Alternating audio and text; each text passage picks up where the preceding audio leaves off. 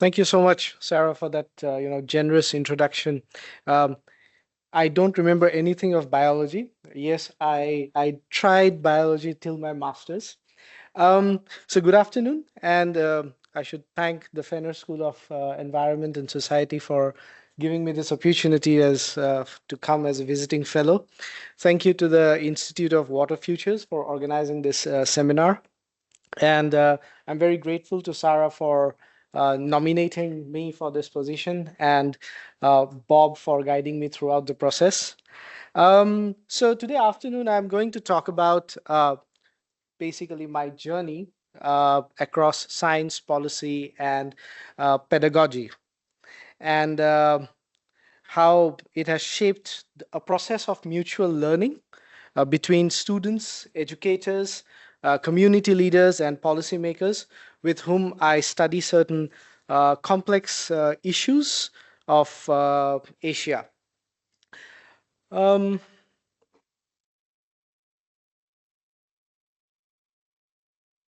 all right, so here's an overview of what I'm going to cover. So, three main topics. First of all, my approach of looking at research and education as an integrated system, as a reinforcing feedback loop rather than trade offs. Um, and I think this crowd, the whole vocabulary of systems and feedback loop is not alien to this crowd because I know that you are embedded within the College of Systems and Society. So the first thing is that my approach towards that integrated research and education system. And how did I come up with that particular, approach? It's not that had a good night's sleep and woke up and dreamt about it, but it's embedded in my research during my PhD and later in my postdoc. And my research is about flood and erosion in Brahmaputra basin in the northeast of India. We'll talk about that. Thirdly, I'm going to touch upon how I have been practicing research and education in National University of Singapore with three case studies. First of all, I'm going to talk about students as partners when we talked about a flood issue in Jakarta and how students actually helped in a particular modeling exercise and how that led to new ideas in classroom as well as design of courses and pedagogy outside classroom. Then I'm going to talk about how fostering a relationship with an undergrad student with domain experts in systems led to actually building a method of systems modeling as a boundary object to look at flood and erosion in Himalaya uh, across space, time, and different worldviews.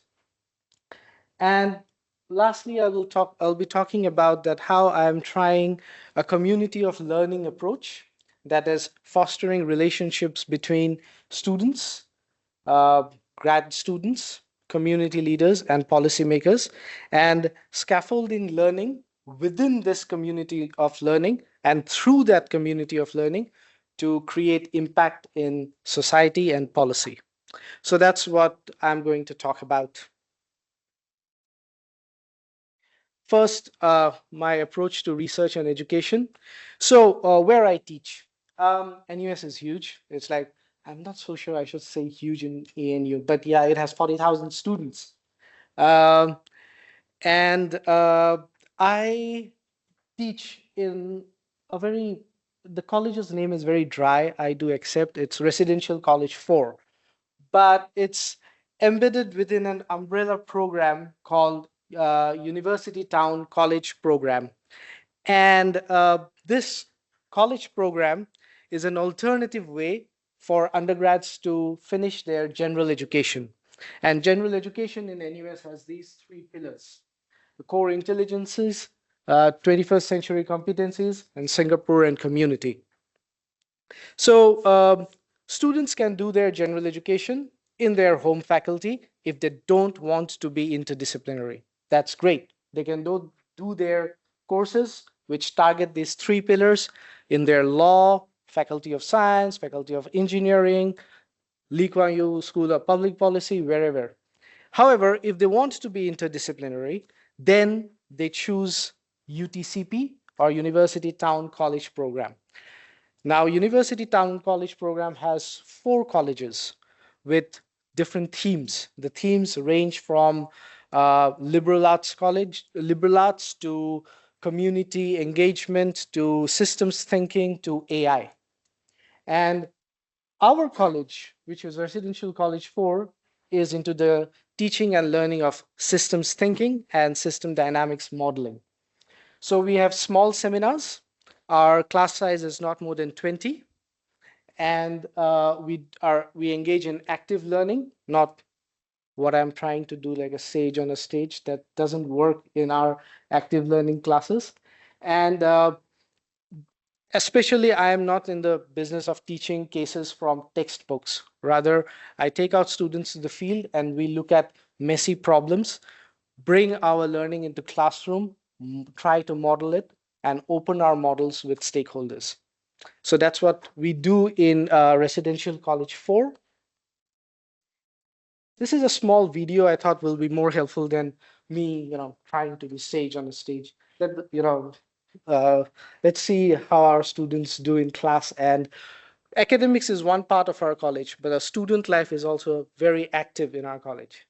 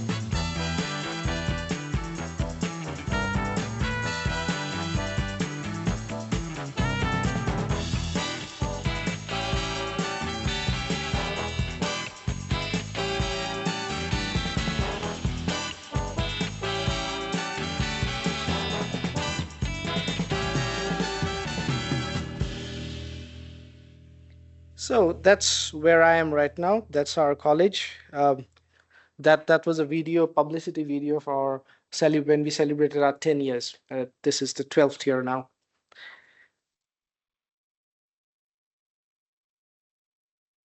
Okay, but my journey didn't start with NUS. My journey started with an organization called TERI, TERI. So if you know anything about India, you would know the Tata Company. So the T is the stood for the Tata Company. So the organization was started by Tata, so Tata Energy Research Institute. And now when it started attracting funds from ADB and World Bank, it can't fund the company, so it became the T became the. So the Energy and Resources Institute. And I did my PhD there and also my postdoc. My PhD and postdoc was funded by a Basque Center for Climate Change in Bilbao. And it's there where I started actually in a lab. in biotechnology, and then soon learned that I don't like to be a lab rat. I want to come out of lab and work with people. And there was a kind environmental economist who, gave me shelter, academic shelter. We started working together, and I think things began to happen when I got the fellowship to go to International Institute for Applied Systems Analysis in Vienna, where I learned that I am not the only crazy guy coming from biology, ecology, some questions on risk and vulnerability in river basins. So I worked with Jan Senzimir, who's very, I mean, Brian would know Jan Senzimir. Jan Senzimir was the PhD student of Buzz Holly, who's famous for social ecological systems, which Brian is also a guru. And I met him in 2014 in Montpellier. Still remember Brian's keynote speech. I learned about systems, I learned about river systems, and I tried to apply in projects funded by EC Mode. So, International Center for Integrated Mountain Development, where my postdoc research was.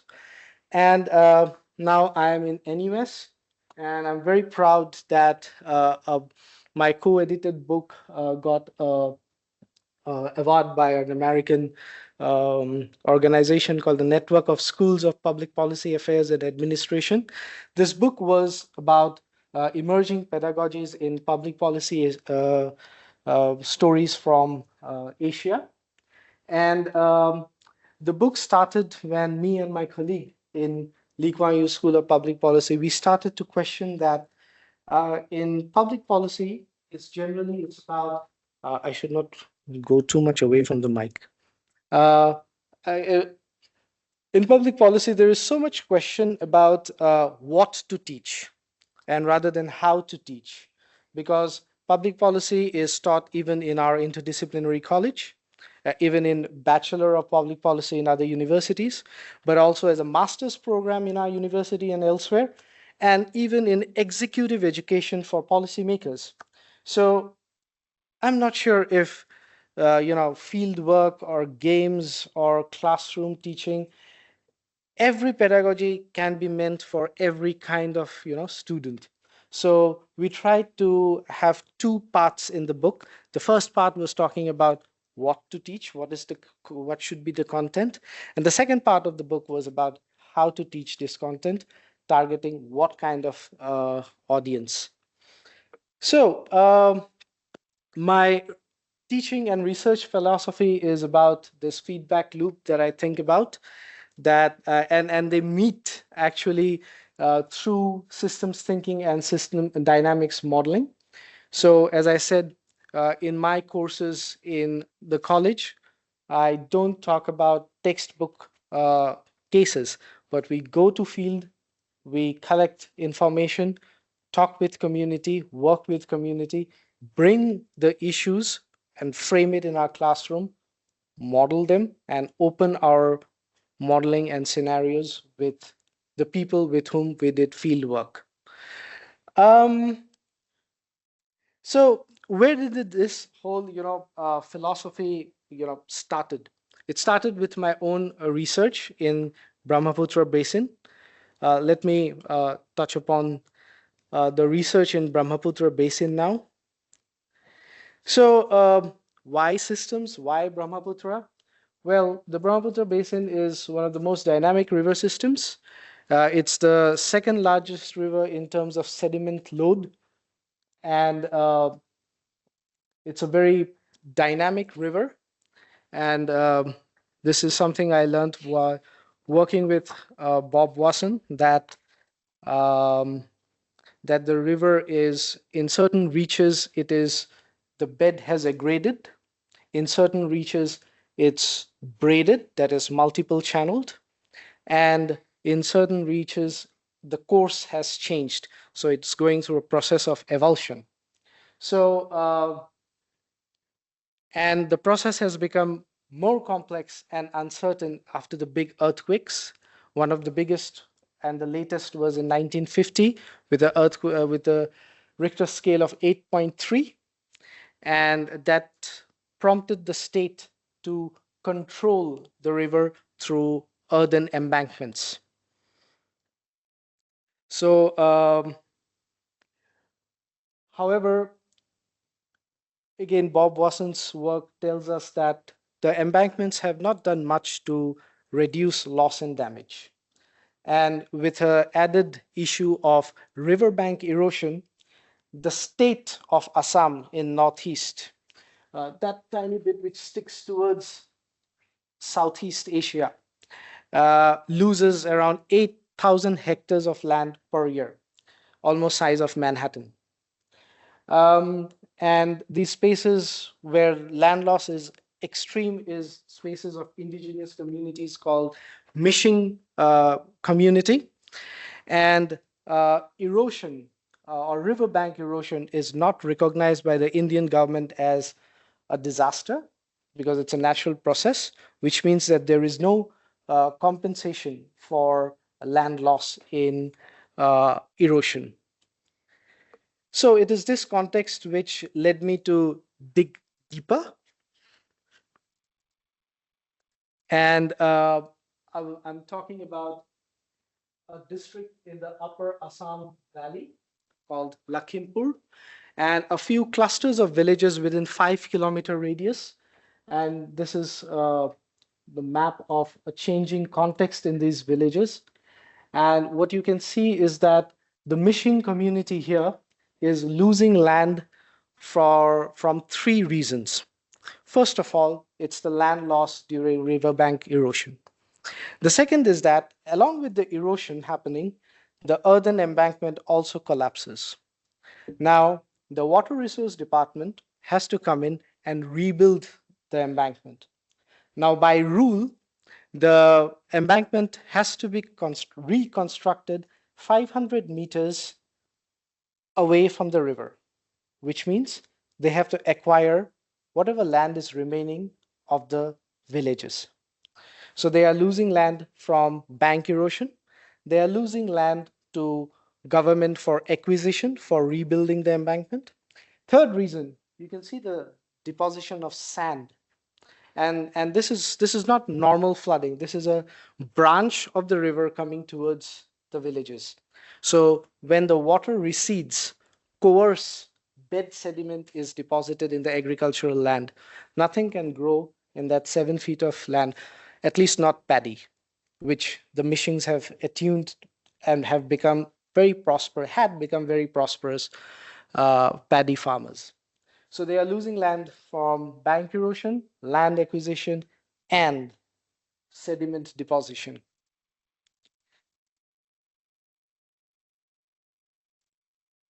So when I did my field work in different seasons throughout the different seasons, during the monsoon, the area looked like a sea, and during the lean season, it looked like it's a desert. And these are people who have lost their land, and they have to build their settlements again over the embankment, which weakens the structure. How did the state respond? The state responded in 2015 with a very expensive new technology called the geotextile technology that doesn't only protect the villages from the thrust or protect the embankment from the thrust of the flood water, but also from bank erosion. Now, in my fieldwork, through interviews and a focus group discussion, I found that there were four distinct narratives. The first one was from Water Resource Department, which actually kept on framing it as that there is a delay in maintaining the embankment because funding is delayed from the center. Secondly, when the engineers go for maintaining or the contractors go for the maintenance, they are met with protest from the local community because of lack of compensation. The mission villagers feel they are neglected because the problem has shifted. The problem is not annual flood. The problem is land loss. Nobody is doing anything about it. The revenue and disaster management, they think that it's the malpractice of the villagers. They are not ready to move away from the villages. They have been given land elsewhere. They don't want to move. And they squat over the embankment, which weakens the structure. And there cannot be any compensation of land loss for erosion because it is not a disaster. As well as the villagers do not have land ownership. So they cannot show evidence of their land ownership. So even the compensation for the acquisition of land is not received.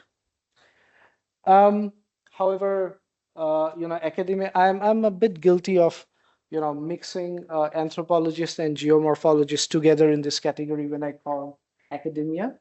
So they are in search of a systems overview that it is not a problem of few villages or a district or a valley. It's a problem of the entire basin, which huge sediment came in with 1950 earthquake, and it's just made the system into a disequilibrium.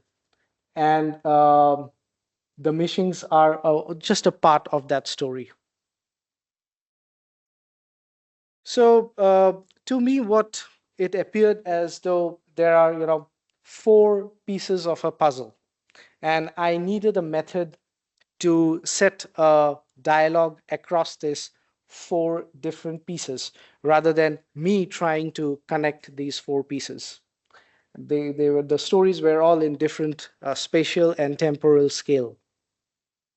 That was great. That was my PhD. I got the paper published, and then, but I thought that I should do something more coming from public policy. I thought I should create an impact. Just a publication won't do. So we had conceptual models of all the four narratives, and we got some funding from Asia Pacific, a network for global change research, and we did a workshop, group model building or participatory systems modeling workshop. We invited the people with whom I did my field work, opened up the models with them, let them play with their own stories, modify their models. This was a 5-day workshop. And this was the first time when people learned that erosion is not a disaster. There's no money going to come from erosion. So that was a big revelation for the mission community participants. So what people learned is that, first of all, we learned that the government agencies were not moving away from that whole dialogue of malpractice and funding. And their whole framing was embedded in a center periphery relationship, that the rules come from the Central Water Commission in Delhi. The water resource development cannot implement it. There is no dialogue with the local community. And the local community wanted more empowerment of their autonomous council. Now, autonomous council, like in China, in northeast of India, is like states within the state. And but I really believe that this piece of information, that erosion is not a disaster, no compensation is coming for land loss, started within the mission community participants. It got them thinking that we need to look beyond flood control. We need to look towards our chor islands. Now, chor islands, like in Bangladesh, in Assam, it's the river islands, huge sandbars. Sometimes they connect with the floodplain, sometimes they get eroded with the river, but when they stay as islands, they are places of settlement, they are places of crops, they are places of animal husbandry. So people were talking about that, hey, we go towards this chore islands with muscle power. Can actually the government have some regulation around it? When we lose land and land comes up elsewhere as an island, can we have a regulation that whoever loses land can get equal amount in that shore island? This was a crazy idea, but this was a novelty. There was a novelty there. So And the government, actually, the government agencies in that workshop thought about it that, okay, why not, you know, we go to the Mission Autonomous Council and create capacity in the council to float proposals to the Water Resource Development Agency rather than protesting. So this was a very new kind of thinking in this particular context. But I ran out of funding. My PhD postdoc was over. I had to leave this context. And now again, working with Sarah and Bob Watson, I'm trying to uh, pick it up again. But what this exercise actually gave me is a way of thinking through models and using models as a participatory tool. uh, as a co-benefit, we get feedback loop thinking along with it. So now I try to use that approach in my own teaching to co-produce content and pedagogical knowledge in NUS. And I'm going to show you 3 case studies, briefly touch upon the case studies, how I've been trying to co-produce knowledge. And it's a progression in people who are interested in pedagogy. They would know that it's a progression from students as partners. In the Indonesia case, I will talk about students as partners, which means students working with educators, undergrad students working together, undergrad grad students, educators working together, co-designing models and workshops and courses.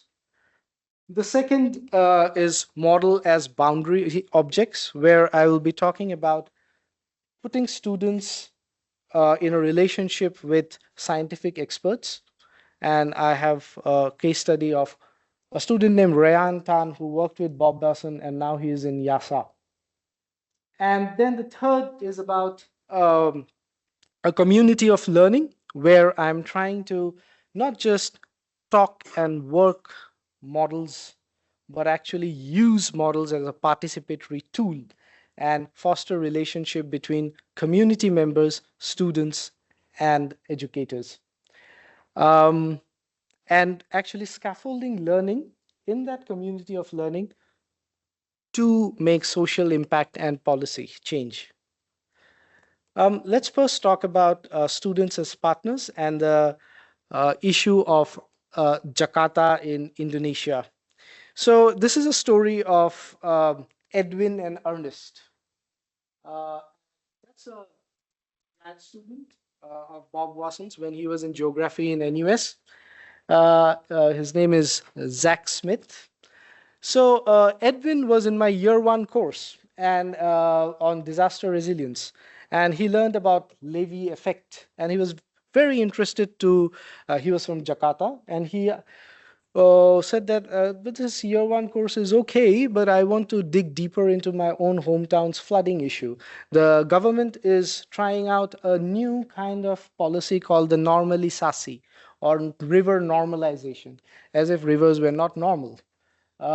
So they tried. What Edwin told me is that Edwin and Zach, they educated me that the government in Jakarta is trying to uh, protect people by strengthening the river, so controlling the meandering of the river with walls, and then trying to widen the river channel by evicting the slums which are in the floodplain, and also dredging the river from waste and sediment so that the channel is deeper. So that's what they were trying. And Zach, along with Edwin, in a capstone project, they modeled the problem in 4 dimensions: that there is a river channel issue, there's an urbanization issue, there's a groundwater extraction issue, and there's a land subsidence issue. Jakarta is a sinking city. Um, and then we also we went from systems thinking to system dynamics, where we saw that normalisasi can work only for some time. It will come back again because of the issue of uh, eviction is difficult. People don't want to move. They come back, and there was a huge protest against it, such that in 2017, when we started that work, army had to be brought in by the Jakarta government. The river self-organizes. It starts to meander again after some time, and the funding dries up for continuing dredging. So the evictions don't work, the dredging funding dries up, and the river also comes back with its meandering. So, of course, the flood will keep coming back. So we got a tool to experiment with long-term solutions, and we found that maybe there is a way out to look for more effective solutions in long term, which may be actually not just concentrate policy attention to the river channel, but also the floodplain. That is, look towards regreening of the floodplain, which now the government is talking as naturally sassy. So normalization didn't work, so it's now naturalization. And then we also experimented in the model about building more reservoirs so that it acts as a buffer for the runoff, but also for provisioning of drinking water so that people don't have to extract groundwater all the time.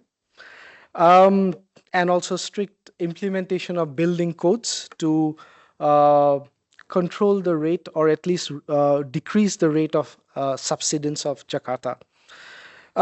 But more than the content, I'm going to talk about the relationship that we developed between Jack and uh, Edwin, and it helped me. It opened my eyes towards Indonesia, and I tried to co-design a course with Jack and Edwin, and they came in as teaching assistants, and they helped in the next cohorts in modeling the issue, improving their own model, and there came Ernest.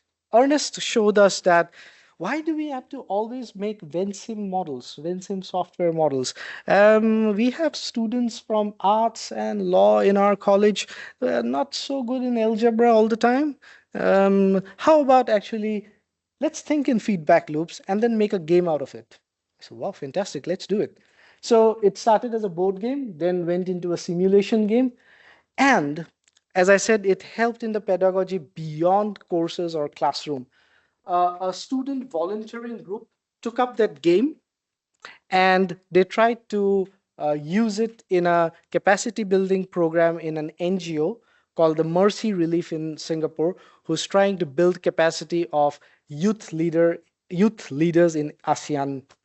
So I consider it a fantastic story. And Ernest and Edwin talk about it in our college, in our NUS symposium.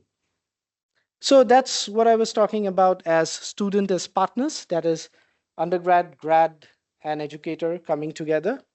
Now let's talk about how we went towards building a boundary object by fostering a relationship with Ryan Tan, an undergrad student, a mechanical engineering student, with Bob Wasson and other colleagues from India, especially Assam. They took, first of all, Ryan came along with me to a field work in Stamford Detention Tank. So Stamford Detention Tank is a state-of-the-art flood protection infrastructure in Singapore. Below the botanical garden, you have this Stamford Detention Tank, which has the capacity of around 30. It's a 30 meters deep tunnel, and 38,000 cubic meter of water can be stored, which is like 15 Olympic swimming pools. And it can redirect water to Stamford Canal, to the river, and protect the low-lying urban area of Orchard Road. I'm sure Fred knows about it. So Ryan was very interested in this uh, whole thing about flood modeling after this field work. And he thought that flood is influenced by climate change, which is happening in a different scale. Flood planning is happening in Singapore, which is a different scale. How do I model these, how do I model when things run in different scales? I seeded the idea that let's make it more complicated. How about let's try to look at a Himalayan issue where it's not just complexity of scales, but also plurality of ways of knowing. And he got interested. And then We will talk about a boundary object, what we made and how we modeled in different scales and looked at cross-scale modeling. We published in environmental research letters, and now he is a researcher. First of all, he got opportunity to become an intern with a co-author in Lee Kuan Yew School of Public Policy in NUS. Then he went to become a researcher in uh, YASA in Vienna. And now he comes back to the college every year to give an alumni talk. And what we developed was a model that uh, knowledge in three different scales. The macro scale is the hydrogeomorphology of the basin, and we got some fantastic data from Bob. And the mesoscale was about how the policy of flood control with embankments was working, not working, its impact, and the socioeconomics of the riverine villages. And we went towards a system dynamics model. So this was now, a method for future cohorts to take up this model, improve it, play with it, experiment it. And in our experiment, what we learned was that uh, there is no one silver bullet like a geotextile embankment. Rather, we have to intervene in different scales. So we have to look at innovations in land use. So where you heard about me when I talked about you heard from me about the sand deposited land and river islands. So we have to look at it in a different way. That in Bangladesh, there is experiments going on what you can grow in such sand deposited areas, what you can grow in such river islands, and how land tenure system can be planned accordingly, which is that kind of thinking in policy and research is non-existent when it comes to northeast of India. So we have to think about such innovations in land use, and we have to be a bit bold about design of flood, rather co-design with community and experts about the floodplain, rather than talking about one infrastructure to control flood. And this redesign we tested in the model as floodgates, more wetlands, and also zoning, where people should be living, where shouldn't be living, where there can be opening of floodgates and a bit of intentional floods. Now that looks good in a model, but when Bob and I tried to open it out with a group of stakeholders in Assam, this was dynamite. This was like, what are you talking about? Are you talking about like, relocating people? And we had an argument that if you do not plan anticipatorily for migration, you are just incubating distress migrants.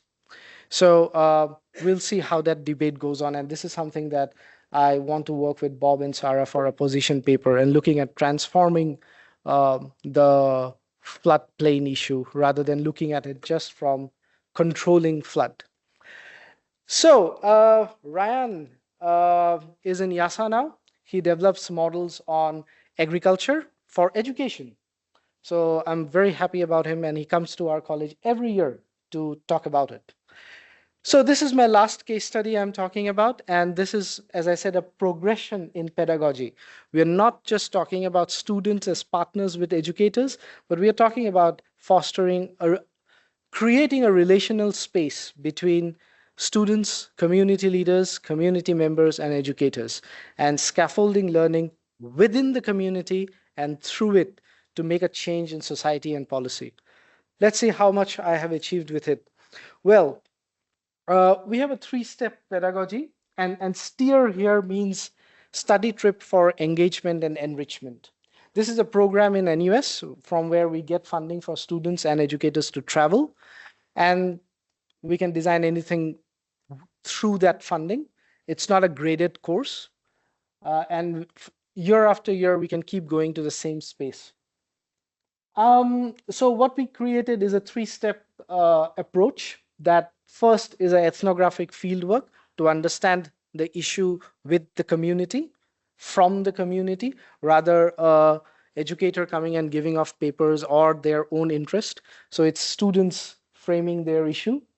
Then to do a bit of causal loop diagram around the issue, to problematize the issue, and then to open it up with the stakeholders with whom they did fieldwork, to open their causal loop diagrams, to make some kind of a participatory workshop. And then the third is that keep the relation with the community, keep your models going such that you find leverage points to intervene. And I'm going to show you a video of this particular program because I think you're bored listening to me. Let's listen to a student.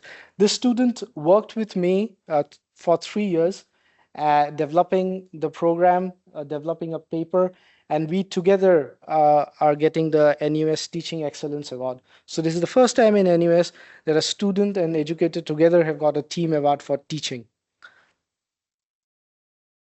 And here you will also see our NGO partner, who's so crucial for this process. Since 2019, the Steer Himalaya program has transformed how students learn about our complex, interconnected world. What began as a study trip to the Indian Himalayas has evolved into something more, a living classroom where students don't just observe problems, but actively co-create solutions with local communities. Through challenge-based learning, students have had the chance to develop sustainable tourism apps and policy research that aim to impact real lives. STEER represents our belief that education should bridge scholarship and society, cultivating graduates who can navigate uncertainty and create meaningful change. The next part provides a glimpse of the fieldwork done during STEER 2023. In Mukteshwar, people and nature share a deep bond. Everything is connected. The locals instinctively understand this balance. They take care of the environment, knowing it's essential for their way of life. It's a cycle of mutual support. Through caring for nature, it guarantees that nature continues to provide for the community. As we delve into the daily lives of Mukteshwar's community, we gain a clearer picture of their livelihoods and the challenges they face. Agriculture forms the backbone of the local economy, with many families cultivating crops to sustain themselves and earn a living. Yet the changing times have made farming alone insufficient for meeting all of their needs. In response, the locals are diversifying their income sources. They are tapping into the growing tourism industry by opening homestays, becoming tour guides, and showcasing their rich culture and stunning natural environment to visitors. This innovation reflects their resilience and adaptability, but it also highlights the broader economic shifts impacting their traditional way of life. Outmigration, particularly among the youth, is a pressing concern. Driven by the allure of better opportunities and life in urban cities, many are leaving their homes and culture behind. As we engage with these hardworking individuals, we see a community at crossroads, balancing age-old traditions with the need for economic transformation. Our journey into Mukteshwar's heart was through direct conversations with its people. In focus groups, community leaders, NGOs, and local business owners opened up about their challenges and hopes. These discussions were enlightening, revealing the community's dynamics and needs. Armed with this understanding, we started mapping out how different elements of the community interact. Our aim was simple: to identify actionable ways we could help improve life in Mukteshwar. We sought to understand the impact of various factors on the community's well-being and economy, and to explore how we could contribute to positive and sustainable change. As a part of this change, STEER students created Cello, an app prototype designed to support local Himalayan guides and homestays. Cello has since moved from an idea to design and implementation project called the STEER app. So the space is Mukteshwar. It's a border town between India and Nepal. It's in the state of Uttarakhand in India. So what we have achieved in terms of impact, first of all, it's very encouraging to see that students, when we designed in 2019, we went with a very boring idea of understanding how, in this particular place in Mukteshwar, how a change from oak to pine trees have changed the ecology and then the livelihood of people. However, our students working with the NGO, figured out that there is huge migration from the place, leaving behind elderly with household chores, as well as drudgery of entire housework on women, and also agriculture. And they were very excited to see that how the NGO was trying to reskill the youth for nature-based tourism, to have homestays in their farms. Farming is no longer productive because the springs up in the mountain are drying up, and in that particular town with rampant tourism activity, there is less productivity of farming, and the aspirations of the local are to become urban. So nobody wants to be a farmer, but the NGO is trying that they don't leave their place and rather try out different ways for uh, livelihood. And however, the Indian government has a policy to check migration in these areas by giving out schemes and programs to diversify livelihood.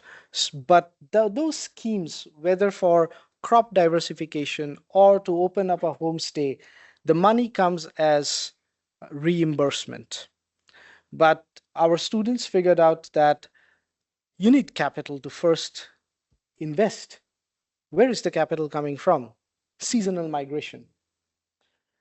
If you invest in building a homestay, there will be a delay in the returns of investment. How do you buffer this delay? Seasonal migration, the remittance money. So this challenges the dominant policy paradigm that migration and diversity of livelihood are a linear relationship. Rather, there is a non-linear relationship between diversity of rural livelihood and migration. And this is what Ching Heng, whose voice you heard in the video, he published in Sustainability Science. Another group was interested in this homestay business, and they learned that this is great, but the local community do not know how to market their services. So they floated a proposal to NUS Enterprise, got a grant of $10,000 to build a app with the local NGO, built the app, handed over to the NGO.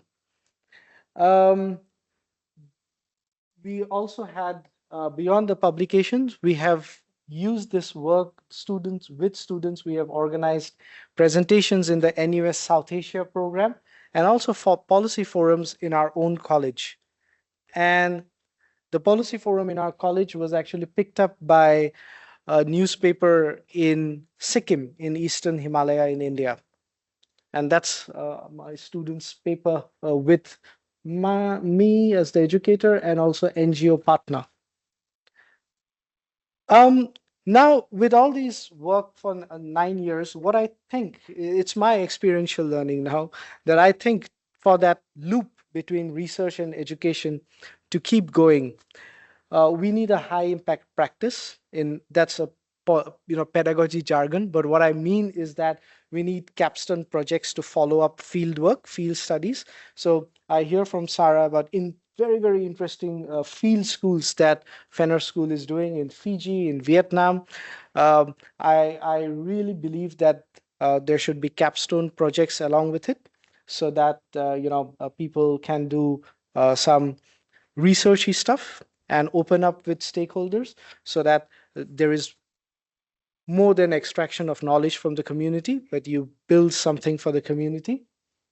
And I believe I was talking with Craig as well, that there is value in bringing alumni to your field schools and to your project, because students listen to educator only so much, but when it's a peer, they are more interested. So we need funding in such community of learning. And I think we as educators, we need to have a foresight to look for leverage points, when to link students and alumni, students and stakeholders, and also for our college sake, student programs and academic programs, student life programs and academic programs. Because mind you, STEER Himalaya is not a graded course, it's a student life program. But students take the fieldwork component and do a project. So, but students have very different reasons for collaboration. So these are some voices from the students. They feel that from year one they like to collaborate, and they see it as a natural progression from research to something beyond. Some of them have this whole college approach. They look at it as a healthy contrast to the technocratic narratives that are exposed to in Singapore. Then they find it vastly different from the very certain nature of engineering research. So right now I'm here. This is my last slide, and I am trying to build a learning community with some paltry funding from our Center for Teaching, Learning, and Technology, where Fred was a part of. Am I correct, Fred? Yeah. At, right. At that time, it was called CDTL, Center for Development for Teaching and Learning. Now it's Center for Teaching, Learning, and Technology. And in this learning community, we are very, very interested in impact-driven policy education. We have people from the public policy school, we have people from engineering, architecture, alumni, and people who have think tanks and associate with our college. And we had, from our learning community, we had a panel in the International Conference for Public Policy in Chiang Mai. And I love John Lennon. Hope you join me someday in this, enterprise of bringing together research and education. Thank you so much once again for giving me time and space. Thank you.